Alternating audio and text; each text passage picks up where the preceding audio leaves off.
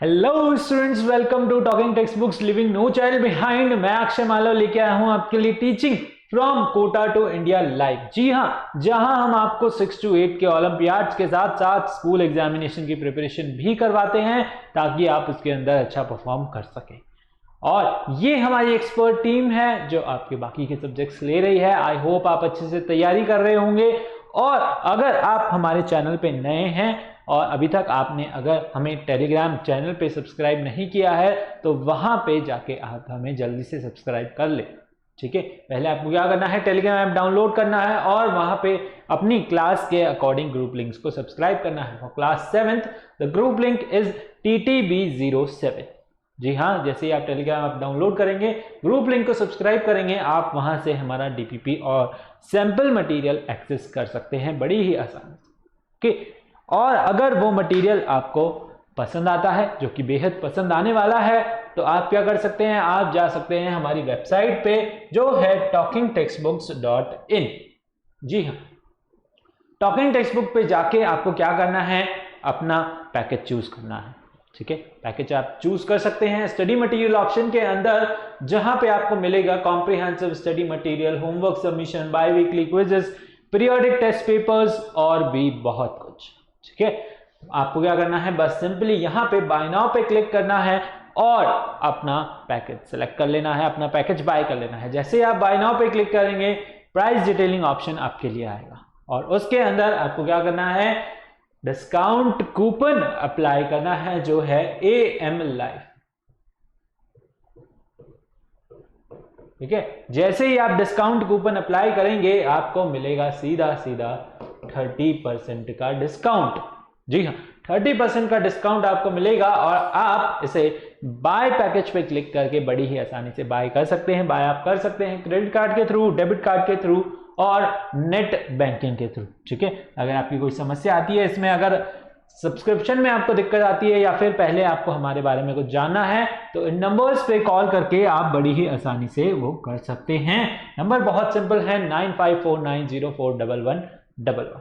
ठीक है, तो चलिए आज का हम अपना लेक्चर स्टार्ट करते हैं। उससे पहले हम क्या करेंगे, कार्डिनल प्रॉमिस करेंगे। तो जल्दी से कार्डिनल प्रॉमिस कर लीजिए। I promise to listen to the complete lecture and make proper notes of it so that I can become a smart student। जी हाँ, स्मार्ट स्टूडेंट बन जाइए और लेक्चर को कंप्लीट लीजिए। आज हम अपना लेक्चर 10th कवर करेंगे जिसके अंदर हम पूरे चैप्टर का रिवीजन करेंगे।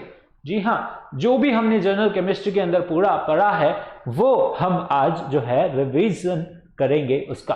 ठीक है, तो अंत तक आपको बने रहना है और सारे टॉपिक्स को जल्दी से जल्दी जो है रिवाइज करना है। थोड़ा सा फास्ट चलेंगे आज क्योंकि हमें सारे लेक्चर्स इसके अंदर कवर करने हैं।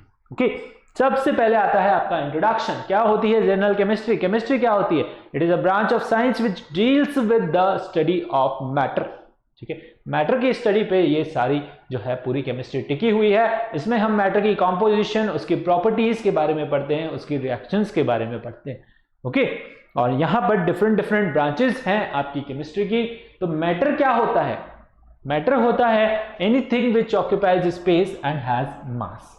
ठीक है, मैटर आपका क्या होता है? कोई भी ऐसी चीज जो स्पेस को ऑक्यूपाई कर रही है और जिसके अंदर क्या है, मास। जैसे कि आपका बुक, ओके, आपका फूड, आपका सेलफोन, आप वॉल हो गई, एयर हो गई, इवन भी आर सेल्फ, हम खुद भी क्या है, मैटर ही है, क्योंकि हम जो है स्पेस ऑक्यूपाई कर रहे हैं और हमारे अंदर भी क्या है, मास है। क्या है? हमारे अंदर भी मास है। हम स्पेस ऑक्यूपाई कर रहे हैं और हमारे अंदर क्या है, मास है, तो हम क्या हुए, मैटर हुए। ठीक है, anything which occupies space and has mass is known as your matter. ठीक है, उसको हम क्या बोलते हैं, मैटर बोलते हैं। अब ये मैटर बना किसका हुआ है? The matter is made up of tiny particles, जिनको हम बोलते हैं क्या, एटम्स एंड मॉलिक्यूल्स। क्या बोलते हैं? एटम्स और मॉलिक्यूल बोलते हैं। चलो, फिर आता है हमारे पास स्टेट्स ऑफ मैटर, है ना। फिजिकल हमने उसकी क्लासिफिकेशन करी, फिजिकल स्टेट्स के बेसिस पे उसको हमने क्लासिफाई किया और हमने पाया कि मैटर जो है 3 स्टेट्स में डिवाइडेड है। Solid, liquid and gas. Okay, solid में मैटर कैसा होता है, इसकी क्या होती है, सॉलिड की फिक्स शेप होती है और they have definite volume, definite shape and definite volume, fix shape and fix volume, ठीक है, कुछ इस तरीके से बोल सकते हो। और लिक्विड क्या होता है, उसकी फिक्स वॉल्यूम होती है लेकिन फिक्स शेप नहीं होती, जिसके अंदर आप उसको डालोगे वो उसकी शेप ले लेगा। गैसेस की ना तो फिक्स शेप होती है और ना ही फिक्स वॉल्यूम होती है, ठीक है, ना तो उनकी फिक्स शेप होती है और ना ही फिक्स वॉल्यूम होती है, उनको हम क्या बोलते हैं, आपका गैसेस बोलते हैं, ठीक है, यानी कि जिसमें डालोगे वो उसकी शेप ले लेता है और उसकी वॉल्यूम भी फिक्स नहीं होती, आप उसको जो है रिलीज करोगे पूरे एनवायरनमेंट में फैल जाएगा क्योंकि दिखता नहीं है ना, गैसेस आपको दिखती नहीं है, ठीक है। फिर आता है charge particle in matter, matter के अंदर क्या होता है, चार्ज पार्टिकल होता है, यानी कि मैटर जो है वो आपका कैसा है, न्यूट्रल है, उसके अंदर कुछ पॉजिटिव और नेगेटिव चार्ज होते हैं, ठीक है, जिसके बारे में भी हम आगे पढ़ेंगे। ओके, तो यहां पर कुछ एक्टिविटीज हैं आपके लिए जो है चार्ज पार्टिकल बताती हैं मैटर का, ठीक है। कॉम को आप जब ड्राई एयर पे रब करोगे और किसी पेपर्स के स्ट्रिप्स के पास लेके जाओगे तो वो पेपर स्ट्रिप्स उस पर क्या होगी, अट्रैक्ट होने लग जाएगी। ओके, फिर आता है हमारा एटम, ठीक है। एटम क्या चीज है, atom is the smallest particle of an element that can take part in chemical reaction, या फिर बोले एटम एक स्मॉलेस्ट पार्टिकल है किसका, मैटर का, ठीक है। एलिमेंट भी आपकी क्या है, मैटर ही है, तो बोल दें एटम क्या है, आपका स्मॉलेस्ट पार्टिकल है किसी भी मैटर का, ठीक है। And the size of indicated, जो इसकी साइज है वो कैसे इंडिकेट करते हैं, एटॉमिक रेडियस से इंडिकेट करते हैं। Okay, the single atom is best consider in spherical shape, spherical shape में हम इसको कंसिडर करते हैं और इसके अंदर क्या प्रेजेंट होता है, आपका न्यूक्लियस प्रेजेंट होता है, ठीक है। एटम के अंदर क्या होता है, आपका न्यूक्लियस प्रेजेंट होता है जिसके अंदर प्रोटॉन और न्यूट्रॉन होते हैं और इलेक्ट्रॉन्स जो हैं सब एटॉमिक पार्टिकल्स हैं ये सारे, और ये क्या करते हैं, इलेक्ट्रॉन्स इस न्यूक्लियस के चारों तरफ चक्कर लगाते रहते हैं फिक्स ऑर्बिट के अंदर। ओके, इनको भी अभी डिटेल में हम देखने वाले हैं आगे, लेकिन उससे पहले देखते हैं डिस्कवरी ऑफ एटम। आपकी एटम की डिस्कवरी किसने करी, ठीक है।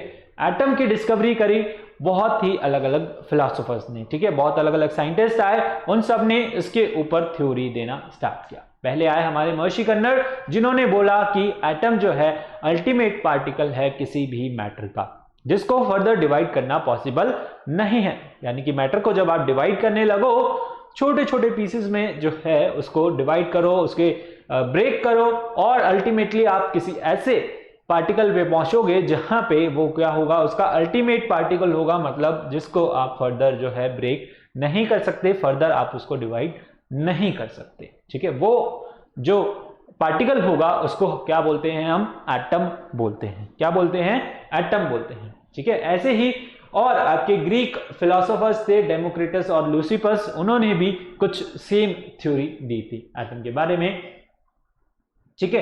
तो how big the atom is, atom का साइज जो है बहुत ही ज्यादा छोटा है, एक्सट्रीमली स्मॉल पार्टिकल, ठीक है, and which can not be seen even through the microscope, microscope से भी आप इसको नहीं देख सकते, बहुत ही पावरफुल माइक्रोस्कोप्स चाहिए होते हैं एटम का पिक्चर निकालने के लिए, एटम को देखने के लिए, ठीक है। And it is very interesting to know that millions of layer if you form of atoms you can get the thickness as thick as the your paper, ठीक है।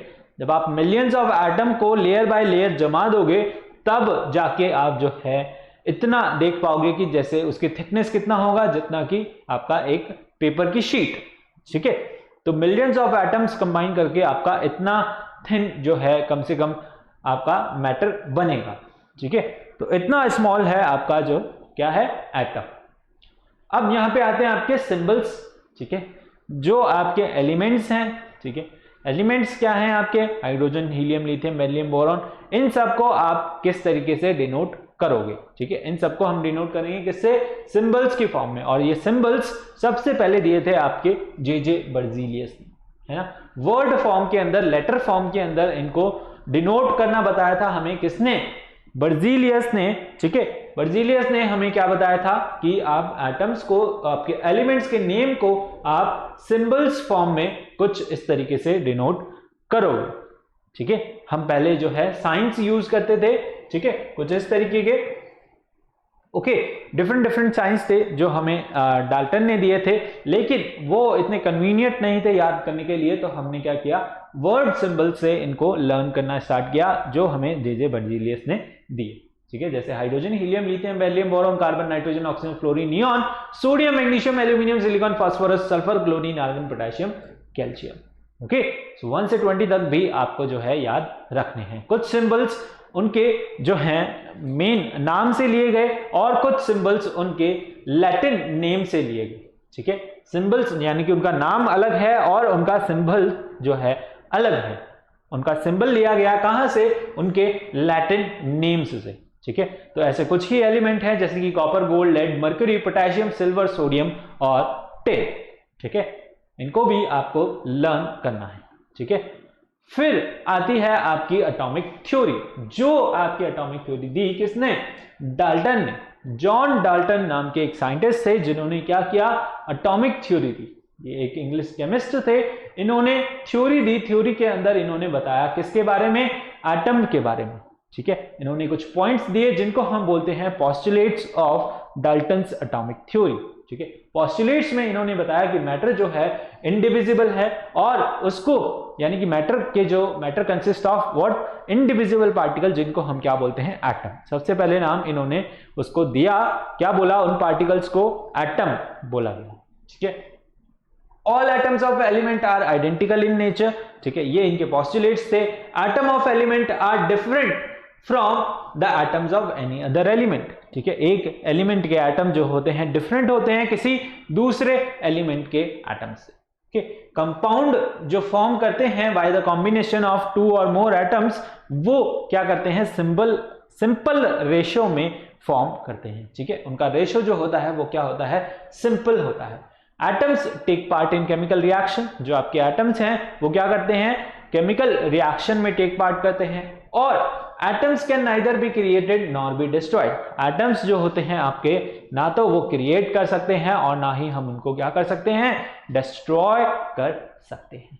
ठीक है, एटम्स, अब इनकी थ्योरी की कुछ मेरिट्स थे और कुछ डीमेरिट्स।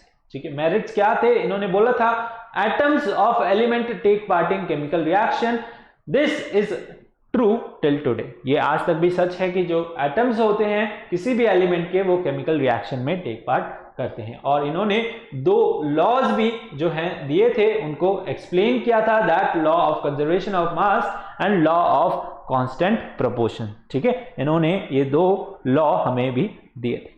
ठीक है, और इसके कुछ डीमेरिट थे। डीमेरिट ये थे कि the atom is no longer be suppose to be indivisible, यानी कि वो भी फर्दर सब एटॉमिक पार्टिकल से मिलके बना हुआ है। और he could not explain that why do atoms of same element combine with each other। ठीक है, और वो हमें बता नहीं पाए थे कि जो आपके एटम्स हैं वो कंबाइन कर रहे हैं, why do they combine with each other। ठीक है, जो एलिमेंट्स के एटम हैं वो आपस में जो है, why he could not explain that why do atoms of same element combine, यानी मॉलिक्यूल का फॉर्मेशन वो नहीं बता पाए थे। Okay, the atoms of same element may not be necessarily identical, यानी कि जरूरी नहीं है वो आइडेंटिकल हो। ये लॉ भी उनका फेल हुआ जब आइसोटोप्स डिस्कवर हुए। और डिफरेंट एलिमेंट के एटम्स भी जो हैं सेम हो सकते हैं, ये हमें कब पता चला, जब आपके आइसोबार्स डिस्कवर हुए और आइसोटोप्स डिस्कवर हुए। ठीक है, चलिए, आइसोटोप्स क्या होते हैं आपके, ये भी आपके एटम्स होते हैं। ठीक है, सेम एलिमेंट के, ठीक है, डिफरेंट, जिनका क्या होता है, मास डिफरेंट होता है। ठीक है, जैसे कि आइसोटोप ऑफ कार्बन और isotope of hydrogen. Okay, isobars आपके क्या होते हैं, आइसोबार्स आपके होते हैं डिफरेंट एलिमेंट के एटम्स जो क्या होते हैं, आइडेंटिकल होते हैं किसी भी फिजिकल प्रॉपर्टी में, मास में, साइज में। ओके, तो ये होते हैं आपके क्या, आइसोबार्स। फिर आती है हमारी modern atomic theory. Modern atomic theory हमें क्या बताती है कि एटम जो है it is consist of 2 part. एक तो है उसका जो है एक्स्ट्रा न्यूक्लियर रीजन और इनसाइड। ठीक है, यानी कि अंदर का और यानी कि उसका न्यूक्लियर रीजन और एक्स्ट्रा न्यूक्लियर रीजन, ठीक है, दो पार्ट में डिवाइडेड है। पहला है आपका क्या, न्यूक्लियस, ठीक है, न्यूक्लियस कहां पे होता है, वो सिचुएटेड होता है किसके अंदर, आपके एटम के अंदर, ठीक है, कहां पे सिचुएटेड होता है, सेंटर में सिचुएटेड होता है, ठीक है, दो पार्ट में, एक्स्ट्रा न्यूक्लियर रीजन और न्यूक्लियस, ठीक है। तो ये पूरा आपका क्या है, एटम है, इसके अंदर सेंटर में क्या होता है आपका न्यूक्लियस, जिसके अंदर होते हैं आपके प्रोटॉन्स और न्यूट्रॉन्स, जो क्या होते हैं, पॉजिटिवली चार्ज्ड होते हैं, ठीक है। और होता है आपका एक्स्ट्रा न्यूक्लियर रीजन, जिसके अंदर जो है इलेक्ट्रॉन्स रिवॉल्व करते रहते हैं फिक्स ऑर्बिट के अंदर, ठीक है।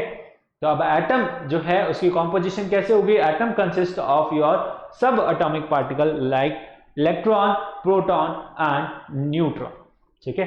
जो न्यूट्रॉन और प्रोटॉन हैं वो आपके कहां होते हैं, न्यूक्लियस के अंदर, ठीक है, ये आपका क्या है, न्यूक्लियस है। और जो इलेक्ट्रॉन है वो कुछ इस तरीके से रिवॉल्व करते रहते हैं आपके न्यूक्लियस के चारों तरफ, ठीक है, जैसे सन के चारों तरफ सारे प्लैनेट्स रिवॉल्व करते रहते हैं फिक्स ऑर्बिट में, इसी तरीके से इलेक्ट्रॉन्स रिवॉल्व करते रहते हैं, कैसे, न्यूक्लियस के चारों तरफ फिक्स ऑर्बिट में, ओके।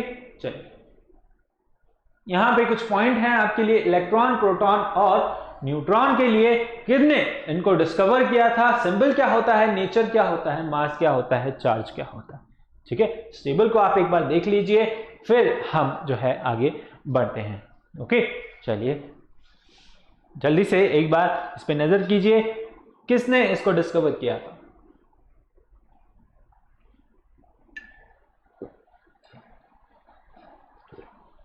देखा आपने, चलिए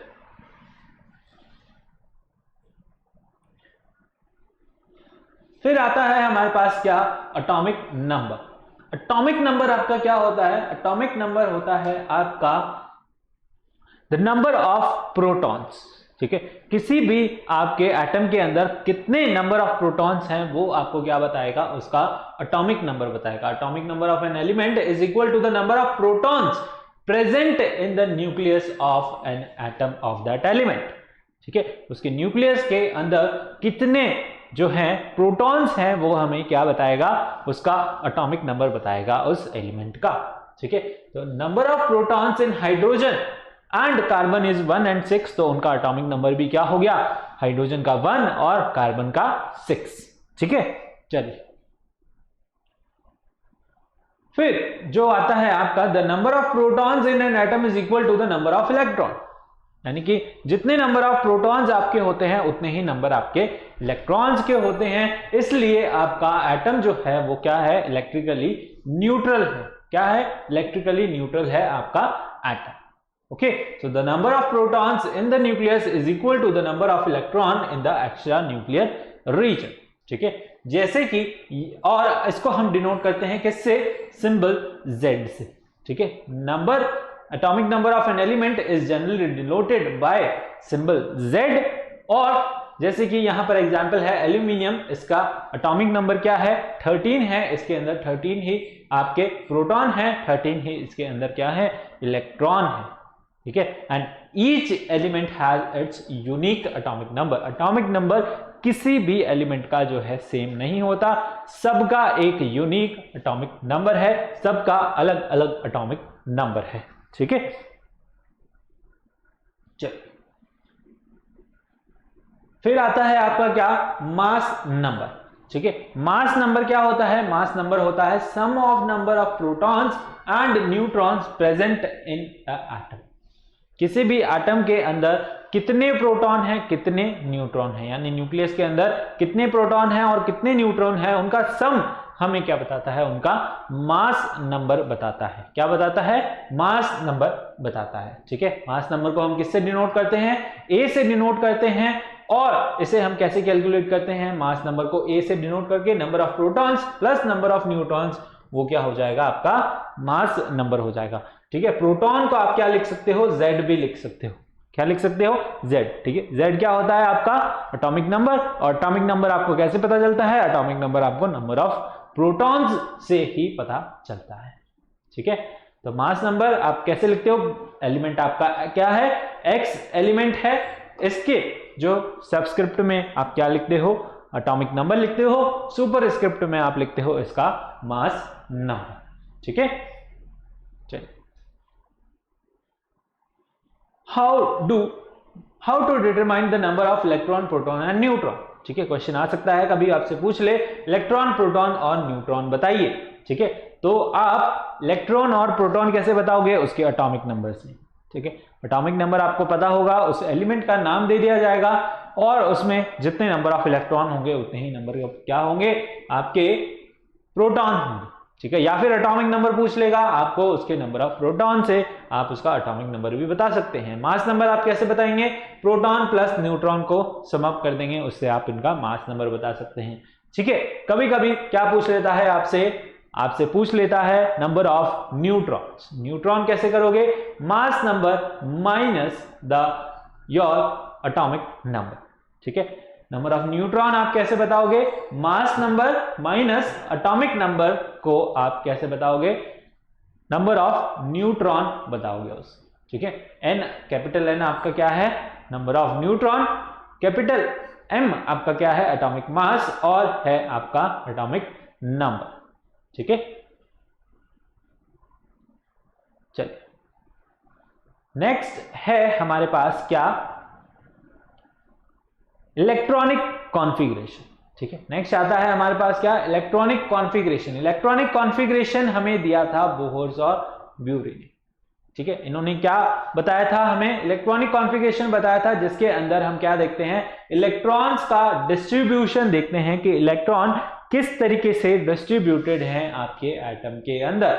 ठीक है, कितने उसके अंदर शेल्स हैं, क्या हैं, वो किस तरीके से डिस्ट्रीब्यूटेड है, ये हमें दिया था बोहर्स और ब्यूरी ने। एक स्कीम दी थी जिसके अंदर बताया था हमें कि जो इलेक्ट्रॉन्स हैं वो फिक्स ऑर्बिट में रिवॉल्व कर रहे हैं। ठीक है, फिक्स ऑर्बिट में रिवॉल्व कर रहे हैं, तो उन ऑर्बिट्स को उन्होंने क्या बोला, शेल्स बोला। क्या बोला उनको, शेल्स बोला। ठीक है, तो इलेक्ट्रॉन डिस्ट्रीब्यूटेड है डिफरेंट शेल्स में। हमारे पास कितनी शेल्स हैं, 4 शेल्स हैं, के, एल, एम और एन। ठीक है, और इन शेल्स को उन्होंने नंबर दिया 1 2 3 4। अब इनमें कितने इलेक्ट्रॉन आ सकते हैं, ये हमें पता चलेगा किससे, 2n स्क्वायर से। ठीक है, यानी कि जितनी नंबर ऑफ शेल, n क्या है आपका, नंबर ऑफ शेल। तो फर्स्ट शेल में कितने इलेक्ट्रॉन आ सकते हैं, 2, सेकेंड शेल में 8, थर्ड शेल में 18 और फोर्थ शेल में 32 इलेक्ट्रॉन्स आ सकते हैं। ठीक है, और फिर हम इनको किस तरीके से भरते हैं। ठीक है, जिस शेल में जितने इलेक्ट्रॉन आ सकते हैं हम उसको उस शेल में भरते हैं। Outer most shell in an atom can not have more than 8 electron, यानी कि किसी भी आपके एटम के अंदर जो आउटर मोस्ट शेल होगी उसके अंदर 8 से ज्यादा इलेक्ट्रॉन नहीं आएंगे। ठीक है, it is not necessary to give, मतलब ज्यादा जरूरी नहीं है कि आप जो है उसकी आउटर मोस्ट जो शेल है उसको कंप्लीट करें। ठीक है, आप नेक्स्ट शेल में बढ़ सकते हैं जब उसके अंदर 8 इलेक्ट्रॉन आ जाएं तो। ठीक है, कैसे इलेक्ट्रॉन भरते हैं आप, के शेल में, जैसे कि यहां पर हमारे पास पोटेशियम दे रखा है। ठीक है, एटॉमिक नंबर क्या होता है इसका, 19 होता है। ठीक है, कैसे फिल करोगे, 2, 8, 9 होना तो ऐसे चाहिए, लेकिन हम 8 से ज्यादा नहीं बढ़ते, तो हम क्या करते हैं, इसका कॉन्फ़िगरेशन हो जाता है 2, 8, 1, 2, 8, 8, 1। ओके, तो ये इसका क्या हो गया, इलेक्ट्रॉनिक कॉन्फ़िगरेशन हो गया। यहीं पर हमारे पास कैल्शियम का भी दे रखा है 2, 8, 8, 2। ठीक है, ये किसका कॉन्फ़िगरेशन है, आपका कैल्शियम का। इसी तरीके से 1 से यहां पर 18 तक आपको जो है एलिमेंट्स दे रखे हैं, उनका एटॉमिक नंबर दे रखा है और उनकी नंबर ऑफ इलेक्ट्रॉन्स, प्रोटॉन्स और न्यूट्रॉन्स भी आपको दे रखे हैं। ठीक है, और उनका इलेक्ट्रॉनिक कॉन्फ़िगरेशन आपको इसके अंदर दे रखा है, बता रखा है किस तरीके से इलेक्ट्रॉन डिस्ट्रीब्यूटेड है। ठीक है, चलिए यहां पर हमने जो है पिक्टोरियल फॉर्म देखी है जिसके अंदर इलेक्ट्रॉन्स डिस्ट्रीब्यूटेड हैं डिफरेंट शेल्स के अंदर। ठीक है, जैसे कि आप यहां देखिए कार्बन में इसका कॉन्फ़िगरेशन होता है 2, 4। क्या होता है, 2, 4 इसका कॉन्फ़िगरेशन होता है। इसका एटॉमिक नंबर होता है क्या, 6। ठीक है। तो फर्स्ट शेल के अंदर आपके 2 इलेक्ट्रॉन आएंगे और सेकंड शेल में आपके 4 इलेक्ट्रॉन आएंगे, ठीक है। तो ये आपका किसका कॉन्फ़िगरेशन हो गया, कार्बन का। ओके, अब हमें इलेक्ट्रॉनिक कॉन्फ़िगरेशन से क्या पता चल रहा है, यानी सिग्निफिकेंस ऑफ इलेक्ट्रॉनिक कॉन्फ़िगरेशन, हमें एलिमेंट्स की रिएक्टिविटी के बारे में पता चल रहा है। किसके बारे में पता चल रहा है, केमिकल रिएक्टिविटी के बारे में पता चल रहा है किसी भी एलिमेंट की, कि वो कितना रिएक्टिव है। यानी कि अगर उसका आउटर मोस्ट शेल जो है कंप्लीटली फिल्ड है तो वो जो है अनरिएक्टिव है, अगर कंप्लीटली फिल्ड नहीं है तो वो क्या है, रिएक्टिव है, ठीक है। सो अगर उसका आउटर मोस्ट शेल जो है कंप्लीटली फिल्ड है तो वो क्या है, आपका अनरिएक्टिव एलिमेंट है, ठीक है, यानी कि वो नोबल गैस है। The outermost shell of an atom is not completely filled according to the Bohr-Bury rule. The element is reactive. अगर उसका outer most shell completely filled नहीं है तो वो एलिमेंट क्या हो गया, आपका रिएक्टिव हो गया। आउटर मोस्ट शेल कैसे फुल फिल करेगा, वो कैसे जो है अपना इलेक्ट्रॉनिक कॉन्फ़िगरेशन फिल करेगा, बाय बोहर्स-ब्यूरी स्कीम, और जिसके अंदर वो क्या करेगा, इलेक्ट्रॉन या तो लूज करेगा या फिर गेन करेगा या फिर इलेक्ट्रॉन शेयर करेगा, ठीक है। 3 तरीके से वो अपना इलेक्ट्रॉनिक कॉन्फ़िगरेशन कंप्लीट कर सकता है, ठीक है। वैलेंस शेल और वैलेंस इलेक्ट्रॉन क्या होते हैं, ठीक है। इस तरीके से शेल्स के अंदर आपके इलेक्ट्रॉन्स जो हैं वो रिवॉल्व करते रहते हैं और बीच में क्या होता है, आपका न्यूक्लियस होता है जिसके अंदर आपके प्रोटॉन्स और न्यूट्रॉन्स प्रेजेंट रहते हैं, ठीक है। अब इसके अंदर आपके इलेक्ट्रॉन्स रिवॉल्व कर रहे हैं, तो जो आउटर मोस्ट शेल है वो आपकी क्या होती है, वैलेंस शेल होती है, और उसके अंदर जितने इलेक्ट्रॉन्स होते हैं उसको हम बोलते हैं क्या, वैलेंस इलेक्ट्रॉन बोलते हैं। क्या बोलते हैं, वैलेंस इलेक्ट्रॉन बोलते हैं। The outer most shell of an atom is known as your valence shell and the electron present in the valence shell of an atom is known as your valence electron. यानी कि जो outer most shell है, यानी कि ये वाली, इसको आप क्या बोलोगे, ये है आपकी K, ये है आपकी L और ये है आपकी M शेल, ठीक है। तो the outer most shell that is M shell is the outer most shell, और इसको हम क्या बोलेंगे, आपकी वैलेंस शेल बोलेंगे। क्या बोलेंगे, वैलेंस शेल बोलेंगे, और इसके अंदर जितने इलेक्ट्रॉन्स होंगे वो आपके क्या होंगे, वैलेंस इलेक्ट्रॉन्स होंगे। क्या होंगे, वैलेंस इलेक्ट्रॉन्स होंगे, ठीक है। चलिए, सिग्निफिकेंस ऑफ वैलेंस इलेक्ट्रॉन, क्या सिग्निफिकेंस है, valence electron responsible for what, chemical reaction take parts in chemical change, ठीक है। वैलेंस इलेक्ट्रॉन ही जो है केमिकल रिएक्शन में टेक पार्ट करते हैं, और valence electron determine the combining capacity of element, यानी वैलेंस इलेक्ट्रॉन ही बताते हैं उसकी वैलेंसी, ठीक है। वैलेंसी क्या होती है, कंबाइनिंग कैपेसिटी ऑफ एलिमेंट, ठीक है। ये बताएंगे कि जो एलिमेंट है वो किस एलिमेंट के साथ कंबाइन होगा, ठीक है। कैसे कंबाइन होगा, लूज करके इलेक्ट्रॉन या फिर गेन करके, ठीक है। And the element having the same number of valence electron in their atom possess the similar chemical property. अगर किसी एलिमेंट में जो है सेम उनके पास वैलेंसी है, उनकी वैलेंसी सेम है, तो उनकी केमिकल प्रॉपर्टीज भी क्या होंगी, सेम होंगी, ठीक है। ये हमें बताता है क्या, आपके valence electrons, okay. For example यहां पे आप देख सकते हैं सोडियम में जो है इसका कॉन्फ़िगरेशन होता है 2,8,1, तो इसके आउटर मोस्ट शेल में एक इलेक्ट्रॉन है, तो वो क्या होगा, उसका वैलेंस इलेक्ट्रॉन होगा, ठीक है। क्या होगा, वैलेंस इलेक्ट्रॉन होगा। अब ये अपना एक इलेक्ट्रॉन जो है क्या कर सकता है, लूज कर सकता है और कंपाउंड बना सकता है, किसके साथ, क्लोरीन के साथ, ठीक है। वैलेंसी आपकी क्या होती है, कंबाइनिंग कैपेसिटी होती है, और वैलेंसी आपकी पता चलती है हमें किससे, वैलेंस इलेक्ट्रॉन से। किससे पता चलती है हमें, वैलेंस इलेक्ट्रॉन से। यानी कि 8 जो है उनको अपना क्या करना होता है, ऑक्टेट कंप्लीट करना होता है। ऑक्टेट कंप्लीट करने के लिए उनको कितने इलेक्ट्रॉन्स चाहिए, वो क्या हो जाती है, उसकी वैलेंसी हो जाती है। क्या हो जाती है, वैलेंसी हो जाती है। कुछ आपके एलिमेंट्स जो हैं वेरिएबल वैलेंसी भी शो करते हैं, जैसे कि आयरन, ठीक है, वैलेंसी शो करता है 2 और 3, वेरिएबल वैलेंसी शो करता है, ठीक है। जो लोअर वैलेंसी होगी उसमें हम सफिक्स यूज करेंगे क्या, OUS, जो हायर वैलेंसी होगी उसमें हम सफिक्स यूज करेंगे IC यानी इक। Okay, how do atom exist? अब एटम किस तरीके से एग्जिस्ट करता है? ठीक है, एटम आपका एग्जिस्ट करता है आयंस और मॉलिक्यूल्स की फॉर्म में। आयंस और मॉलिक्यूल्स की फॉर्म में आपका एटम जो है एग्जिस्ट करता है, क्योंकि जो है आपका एटम इलेक्ट्रिकली क्या है, न्यूट्रल है। ठीक है, जैसे कुछ गैसेस का, जैसे नोबल गैसेस, उनमें जो है इलेक्ट्रॉनिक कॉन्फ़िगरेशन अभी हमने पढ़ा, उसमें क्या करना होता है, हमें इलेक्ट्रॉनिक कॉन्फ़िगरेशन को स्टेबल करना होता है, यानी कि उनका ऑक्टेट कंप्लीट करना होता है। ठीक है, हमने देखा सिग्निफिकेंस में जिनका ऑक्टेट कंप्लीट नहीं है, जिनका इलेक्ट्रॉनिक कॉन्फ़िगरेशन फुलफिल नहीं है, वो आपके क्या है, रिएक्टिव एलिमेंट है, यानी कि वो क्या करते हैं, रिएक्ट करते हैं। ठीक है, तो और जो क्या है, जिनका इलेक्ट्रॉनिक कॉन्फ़िगरेशन फुलफिल है यानी कंप्लीटली फिल है, वो आपके क्या है, अनरिएक्टिव एलिमेंट है, यानी केमिकली वो क्या करते हैं, दे आर अनरिएक्टिव। ठीक है, तो मोस्ट ऑफ द एलिमेंट के एटम्स जो हैं वो क्या है, कैसे हैं, रिएक्टिव हैं। कैसे हैं, रिएक्टिव हैं। So atom usually exist in two ways, या तो वो आयंस की फॉर्म में एग्जिस्ट करेंगे या फिर वो मॉलिक्यूल्स की फॉर्म में एग्जिस्ट करेंगे। ठीक है, चलिए देखते हैं क्या होते हैं आपके आयंस, क्या होते हैं आपके मॉलिक्यूल्स। आयंस होते हैं आपके दो तरीके के, एक तो होते हैं आपके कैटायन और एक होते हैं आपके क्या, एनायंस। ठीक है, एनायंस होते हैं आपके, आयंस होते हैं आपके क्या, charge particle formed by atom by gain और लॉस ऑफ इलेक्ट्रॉन।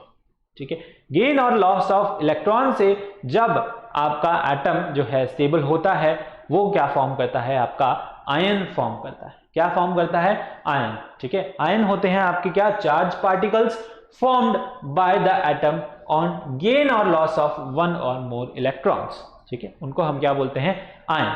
अगर आपका जो है एटम इलेक्ट्रॉन को लूज करे तो वो क्या फॉर्म करेगा, कैटायन फॉर्म करेगा, और अगर वो इलेक्ट्रॉन को गेन करे तो वो क्या फॉर्म करेगा, एनायन फॉर्म करेगा।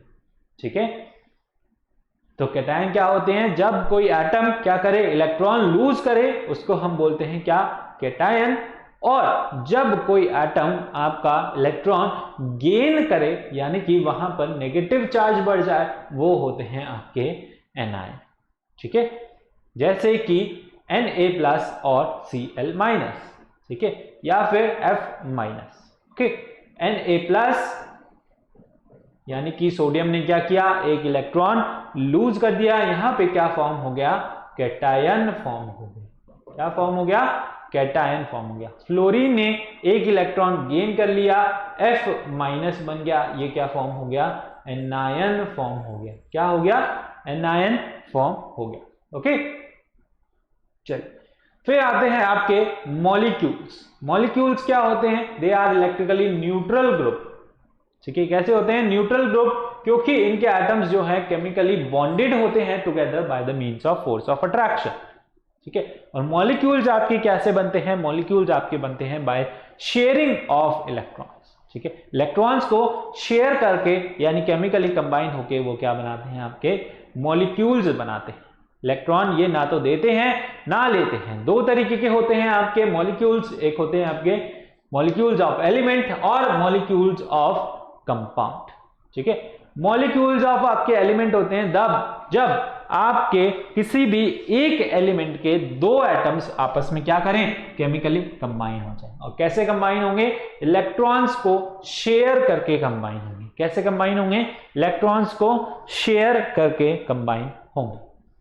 Okay, molecule of noble gases जो हैं फ्री स्टेट में रहते हैं, जैसे कि हीलियम, नियॉन, आर्गन, क्रिप्टन। और मॉलिक्यूल्स ऑफ कंपाउंड आपके फॉर्म होते हैं डिफरेंट एलिमेंट्स के एटम्स जब आपस में कंबाइन हो जाए, तब आपके क्या फॉर्म होते हैं, मॉलिक्यूल ऑफ कंपाउंड्स फॉर्म होते हैं। ठीक है, जैसे कि H2O, CO2, CH4। Okay, different examples. फिर आता है आपकी एटॉमिसिटी। एटॉमिसिटी क्या होती है, number of atoms in an compound और अ मॉलिक्यूल। किसी भी मॉलिक्यूल और कंपाउंड के अंदर कितने एटम्स हैं, वो हमें क्या बताता है, उसकी एटॉमिसिटी बताता है। The number of atoms present in one molecule of an element is called its atomicity. जैसे कि हाइड्रोजन में मॉलिक्यूल में 2 एटम्स होते हैं तो इसकी एटॉमिसिटी कितनी हो गई? 2। फास्फोरस के मॉलिक्यूल में 4 फास्फोरस होते हैं तो इसकी एटॉमिसिटी हो गई 4। हीलियम के अंदर, एटम के अंदर एक ही जो है एटम रहता है तो उसकी एटॉमिसिटी हो गई क्या? 1। हीलियम के मॉलिक्यूल में एक ही एटम रहता है, उसकी एटॉमिसिटी क्या हो गई? 1। ठीक है, ये किस फॉर्म में रहते हैं? आपके मॉलिक्यूल्स जो है मोनो एटॉमिक फॉर्म में आपको मिलेंगे, डाई एटॉमिक में मिलेंगे, try atomic, tetra atomic form में मिलेंगे, और कुछ मॉलिक्यूल्स आपको मिलेंगे ऑक्टा एटॉमिक फॉर्म। ठीक है, यहां पर कुछ एलिमेंट के नाम हैं जैसे कि argon, helium, hydrogen, oxygen, chlorine, oxygen, phosphorus, sulphur. ठीक है, इस तरीके से आपको कुछ जो है एटम्स देखने को मिलेंगे जो मॉलिक्यूल्स की फॉर्म में प्रेजेंट रहते हैं, किसमें? आपके मोनो एटॉमिक फॉर्म में, और आपकी डाई एटॉमिक फॉर्म में, ट्राई एटॉमिक फॉर्म में, और टेट्रा एटॉमिक फॉर्म के अंदर। ठीक है, चल यहां पर कुछ आपको जो है रेडिकल्स के नाम भी दे रखे हैं। चल इसके बाद आता है आपका क्या? Chemical formula. ठीक है, केमिकल फॉर्मूला आप कैसे लिखते हैं? केमिकल फॉर्मूला से आप किसी मॉलिक्यूल ऑफ एन एलिमेंट और कंपाउंड को क्या करते हैं? रिप्रेजेंट करते हैं। ठीक है, रिप्रेजेंट करके आप बताते हैं उसके अंदर कौन कौन से एलिमेंट हैं, क्या इसका फॉर्मूला है, क्या नाम है इस कंपाउंड का। ठीक है, ये हमें किससे पता चलता है? केमिकल फॉर्मूला से पता चलता है। ठीक है, और इससे हमें और भी क्या पता चलता है? The various element present in it, ये तो हमें पता चलता ही है। Chemical formula represent the one molecule of substance. क्या रिप्रेजेंट करता है? वन मॉलिक्यूल ऑफ सब्सटेंस को रिप्रेजेंट करता है। उसका हमें क्या पता चलता है? उसका हमें मास पता चलता है, उसका हमें नंबर ऑफ एटम्स पता चलता है उसके अंदर, और हम उससे उसका जो है मॉलिक्यूलर मास निकाल पाते हैं। ठीक है, राइटिंग द केमिकल फॉर्मूला कैसे लिखोगे? उनके आयंस लिखोगे, आयंस के बाद उनकी वैलेंसीज लिखोगे, और वैलेंसीज के बाद जो है आप उनको जो है वैलेंसीज उनकी एक्सचेंज करोगे। ठीक है, यहां पर कुछ रेडिकल्स की वैलेंसी आपको दे रखी है, वैलेंसीज आपको इनकी याद करनी होगी। कुछ आपके पॉजिटिव जो हैं आयंस हैं और कुछ आपके एनायंस हैं, that is your electronegative ions. यहां पे मैंने आपको बहुत सारे एलिमेंट्स की प्रैक्टिस करवाई थी, बहुत सारे जो है केमिकल फॉर्मूलाज की प्रैक्टिस हमने की थी, जिसके अंदर हमने जो है डिफरेंट एग्जांपल्स लिए थे और आपने इनके आंसर्स भी किए थे, है ना? आंसर्स भी आपने किए थे, और कुछ आपके लिए होमवर्क्स थे जो आई होप आपने अभी तक कंप्लीट कर लिए होंगे, है ना? अगर इनमें से किसी भी फॉर्मूला में आपको दिक्कत आ रही है तो आप उसे जो है पूछ सकते हैं, कमेंट कर सकते हैं, या फिर अगर आपने सब्सक्रिप्शन ले रखा है तो आप व्हाट्सएप ग्रुप्स में भी इनका फॉर्मूलाज पूछ सकते हैं। ठीक है, चलिए फिर आता है हमारा क्या? Atomic mass. ठीक है, जो हमने लास्ट लेक्चर में कवर किया, क्या था? एटॉमिक मास क्या बताता है हमें? किसी भी एक एटम का मास। और हम उसे कैसे कैलकुलेट करते हैं? हम उसे कैलकुलेट करते हैं कंपेयर करके, किससे? 1/12 द मास ऑफ कार्बन 12, है ना? कार्बन 12 के 1/12 एटम से हम उसका मास कंपेयर करके देखते हैं कि वो आपका एलिमेंट कितना हैवी है, कितना हैवी है आपका वो एटम। ठीक है, वो जितना हैवी हो गया उतना ही उसका कितना हो गया? मास हो जाता है। क्या हो जाता है? उसका मास हो जाता है। ठीक है, तो डिफरेंट एलिमेंट्स का डिफरेंट एटॉमिक मास है। ठीक है, हीलियम आपका, argon, carbon, fluorine, neon, sodium, magnesium. ठीक है, तो इस तरीके से 1 से 20 तक आपको यहां पर उनके एटॉमिक नंबर के साथ साथ उनके सिंबल्स प्लस एटॉमिक मासेस भी गिवन है। ठीक है, इस टेबल के अंदर आपको इसको बहुत ही अच्छे से नोट करना है और लर्न करना है। ठीक है, आगे बढ़ते हैं। मॉलिक्यूलर मास, मॉलिक्यूलर मास आपका क्या होता है? रिलेटिव मास होता है ये भी। ठीक है, और किससे हम इसको रिलेट करते हैं? उसी से 1/12 of carbon atom, mass of the carbon C12 atom से। ठीक है, तो आपका ये क्या बताता है? किसी भी मॉलिक्यूल का मास। ठीक है, जैसे कि सल्फ्यूरिक एसिड का, है ना? सल्फ्यूरिक एसिड का फॉर्मूला होता है H2SO4, इसका मास हमने निकाला, क्या आया था? 92U। ठीक है, क्या आया था? 92U। U इसकी क्या है? Unit, that is atomic mass unit. ठीक है, ये हमें क्या बताता है, इसका मॉलिक्यूलर मास बताता है। मॉलिक्यूलर मास हम कैसे निकालते हैं, उनके एटम्स के मास का सम करके। ठीक है, एटम के मास का सम करके हम उसका मॉलिक्यूलर मास निकालते हैं। ठीक है, हमने यहां पर कुछ मॉलिक्यूल्स का मास निकाला था, उनकी प्रैक्टिस भी की थी और कुछ आपके लिए जो है होमवर्क भी था। ठीक है, तो आई होप आपने होमवर्क किया होगा। फिर आते हैं आपके केमिकल कंपाउंड, आयनिक बॉन्ड्स और कोवेलेंट बॉन्ड्स। ठीक है, आयनिक बॉन्ड फॉर्म होते हैं आपके ट्रांसफर ऑफ इलेक्ट्रॉन से और कोवेलेंट बॉन्ड फॉर्म होते हैं आपके शेयरिंग ऑफ इलेक्ट्रॉन्स। ठीक है, इलेक्ट्रॉन्स को शेयर करते हैं तब आपके क्या होते हैं, कोवेलेंट बॉन्ड फॉर्म होते हैं। ठीक है, और फिर हमने जो है मेमोरी मैप पूरा देखा, हमने पूरा एटम। ठीक है, हमने क्या पढ़ा है इसके अंदर, आपका मैटर के अंदर क्या होता है, एटम के अंदर भी क्या होते हैं, इलेक्ट्रॉन, प्रोटॉन और न्यूट्रॉन्स होते हैं। ठीक है, हमने उनको जो है पूरा डिटेल में पढ़ा। पहले हमने मैटर से एटम, फिर एटम जिससे भी उसके अंदर सब atomic particle, that is electron, proton और न्यूट्रॉन। ठीक है, उन्हीं का हमने जो है घुमा फिरा के उन्हीं को फिर हमने जो है क्या किया, हमें पता चला कि जो है प्रोटॉन से तो एटॉमिक नंबर पता चलता है और न्यूट्रॉन से, प्रोटॉन और न्यूट्रॉन से हमें उसका मास पता चलता है।